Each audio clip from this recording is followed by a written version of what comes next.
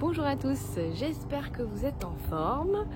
Aujourd'hui, je voulais vous parler de deux carences dont on parle peu et qui peuvent vraiment faire la différence, qui peuvent vraiment empêcher les personnes qui souhaitent de perdre du poids, qui peuvent vraiment affecter aussi notre métabolisme de base.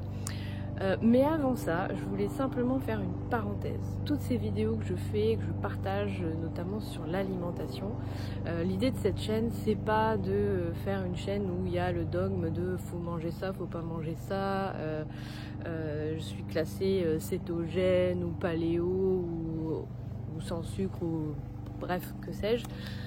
Ni non plus une chaîne de débat alimentation animale, pas animale, vegan, etc. Non plus, c'est pas le lieu. Ici, sur cette vidéo, je viens partager à la fois mes connaissances et surtout mon expérience, ma vérité du moment en fonction de ce que j'ai expérimenté toutes ces dernières années, ce qui me fait du bien, toutes les prises de conscience que je peux avoir, et ça continue d'évoluer, donc forcément il y a peut-être des vidéos que je fais aujourd'hui qui seront obsolètes dans 5 ans ou 10 ans, j'en sais rien. Dans tous les cas, venez prendre ce qui vous parle, ce qui vibre pour vous. Si ça vous parle pas, il y a plein d'autres chaînes YouTube, donc c'est pas un souci. Mais voilà, l'idée c'est pas ici de faire un débat ni de créer un nouveau dogme alimentaire, bien au contraire. Voilà, parenthèse faite, je voulais quand même vous partager ces carences que moi j'ai constatées sur moi, et j'ai constaté la différence en venant justement nourrir ces carences-là. La première, et je vous en ai déjà parlé, ce sont les protéines. Clairement, en tant que femme, les protéines, on les consomme beaucoup, on a besoin de beaucoup de protéines. Alors encore plus si comme moi vous faites partie des gens hypersensibles. Je ne rentrerai pas dans le détail de pourquoi, comment l'hypersensibilité fait qu'on a un besoin encore plus important de protéines, mais dans tous les cas, on a vraiment besoin de venir nourrir les muscles, et très souvent, nos envies de sucre sont liées au fait qu'on ne mange pas suffisamment de protéines. Là, moi, je viens de terminer 9 jours de détox, et durant ma détox, je mange plus de protéines, notamment parce qu'il y a les protéines végétales, qui sont celles-ci qu'on trouve dans les programmes et qui contiennent 24 grammes de protéines. De ce fait, comme on en prend 2 fois par jour, ça fait déjà 48 grammes de protéines, plus le repas protéiné avec viande, poisson, œuf, comme on a envie dans la journée. Ce qui fait que là, je me sens beaucoup mieux. Je n'ai pas faim, je n'ai aucune envie de sucre. Et il faut bien avoir conscience que la dose de protéines journalière idéale, elle est aux alentours de 1,5-1,8 g par poids de corps. Donc si je suis aux alentours par exemple d'1,5 et que je fais 60 kg, ça veut dire qu'il me faut 90 grammes de protéines par jour. Et 90 grammes de protéines par jour, ça ne veut pas dire 90 grammes de viande. Pour vous donner une idée, un morceau de viande d'environ 100 grammes va contenir en moyenne 20 grammes de protéines. Donc c'est intéressant, en tout cas ce que je vous invite à faire, c'est de calculer à peu près ce que vous auriez besoin en quantité de protéines, et de regarder à quoi ça correspond dans une journée, à ce que vous auriez besoin en termes de, si vous rajoutez la viande, les œufs, etc. Pour vous permettre de visualiser le volume, parce que très souvent on est bien en deçà, et c'est franchement une des premières carences qui empêche de perdre du poids, qui augmente les envies de sucre, et qui clairement fait diminuer la masse musculaire. Alors chez nous, la femme, on a déjà beaucoup de mal à fabriquer du muscle, parce qu'on n'est pas forcément faite pour ça à la base.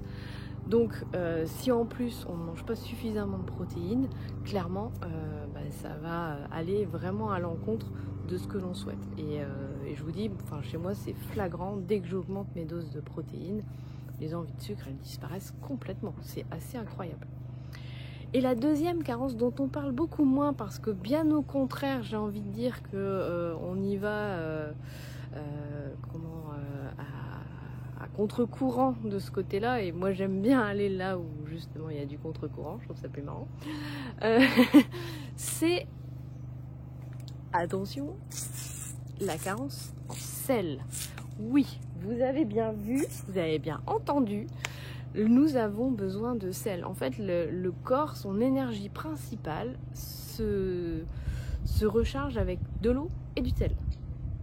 Et bien souvent, comme en plus on n'a pas arrêté de faire une campagne anti-sel, alors oui, le sel de table, la baleine complètement raffinée avec je sais pas trop quoi dedans, oui, celui-là, clairement, on peut le laisser de côté. Mais du bon sel, du gros sel, du sel de Guérande, du sel gris, ça c'est du sel qui va être assimilable par l'organisme, qui va permettre d'avoir un bon équilibre sodium-potassium. Et en fait, quand on n'a pas suffisamment de sel dans le corps, eh bien, ça vient aussi en même temps faire baisser notre taux de potassium. Et là, c'est clairement la cata. C'est ce qui peut générer aussi, si vous avez tendance à être frileux, frileuse, souvent, c'est un manque de sel. Alors c'est aussi un signe que le métabolisme de base est à plat, mais tout ça c'est interconnecté, c'est relié. Donc surtout, le sel n'est pas à mettre de côté. Nous avons besoin de 5 grammes de sel, vraiment de sel par jour, ce qui équivaut à 12 grammes de sel de table. Alors évidemment, il faut aussi compter le sel qu'il y a déjà dans nos aliments. Alors là aussi, ça dépend de comment vous vous alimentez, parce qu'évidemment, on ne peut pas dire que le sel dans les plats préparés, choses comme ça soit du bon sel. Non. Évidemment, les industriels, ils ne vont pas utiliser du sel de qualité pour faire des plats préparés, bien au contraire. Donc voilà, je vous invite aussi à regarder un petit peu le sel que vous consommez, quelle en est sa qualité et sa quantité. Et je vous invite à faire une expérience si vous avez par exemple des envies de sucre, à simplement venir mettre sur la langue 3-4 grains de gros sel comme ça, donc sel de Guérande ou même sel de l'Himalaya, à mettre ça sur la langue, prendre un petit verre d'eau à côté, et vous verrez si votre envie de sucre, elle perdure. Parce que là aussi, au niveau du cerveau, il y a des choses qui se passent et le cerveau ne fait pas forcément la différence entre une envie de sel et une envie de sucre. Donc, je vous invite à tester, parce que moi je l'ai fait, c'est assez bluffant. Et comme je le dis souvent sur cette chaîne, je ne suis pas là pour faire des grands discours ou pour rentrer vraiment dans les détails biologiques.